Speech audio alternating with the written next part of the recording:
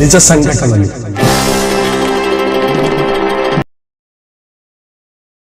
నేపాల్ దేశంలో ఒక సంపన్నమైన బ్రాహ్మణ కుటుంబంలో జన్మించింది చంద్రలీల. చిన్న వయసులోనే వివాహం జరగటము, భర్త చనిపోవటము యథావిధిగా జరిగిపోయినాయి.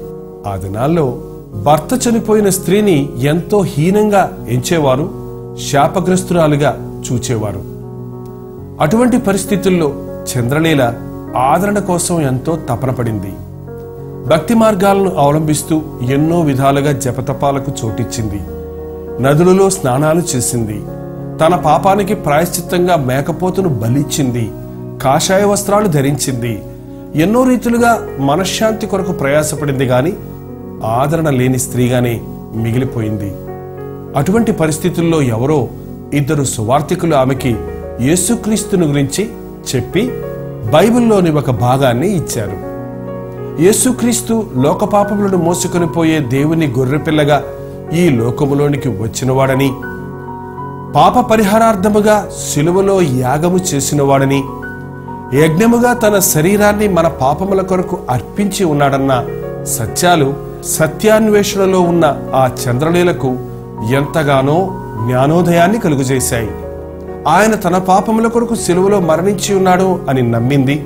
తన పాపముల కొరకు పశ్చాత్తాపడి ప్రభువును తన సొంత రక్షకుడిగా అంగీకరించింది.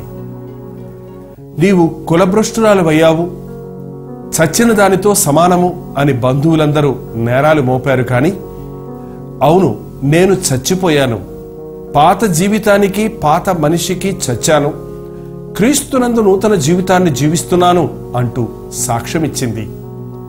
సంతోష సమాధానాలు కలిగిన స్త్రీగా, ఆదరణ లేకుండా తనవలే శోధనలో ఉన్న అనేకులను ఆదరించే స్త్రీగా దేవుడు ఆమెను బలపరిచాడు.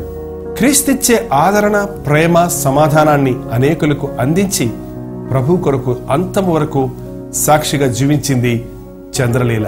ఎండి మూడైపోయిన నా జీవితానికి నిరీక్షణ ఉన్నదా, నాకిక ఆదరణ సమాధానము ఉన్నదా అని దిగులు చెందుతున్న సహోదరుడా, సహోదరి, మూడైన నీ జీవితాన్ని చిగిరింపజేయటానికి యేసుక్రీస్తు సమర్థుడిగా ఉన్నాడు. నా యందు నిలిచి ఉంటే మీరు బహుగా ఫలిస్తారు, నాకు వేరే మీరేమీ చేయలేరు అన్న ప్రభునందు విశ్వాసముంచి ఆయనతో అంటుగట్టబడితే మూడుగా ఉన్న నీ జీవితము ఫలభరితమైన కొమ్మగా మారి అనేకులకు ఆశీర్వాదకరంగా ఉండగలుగుతావు.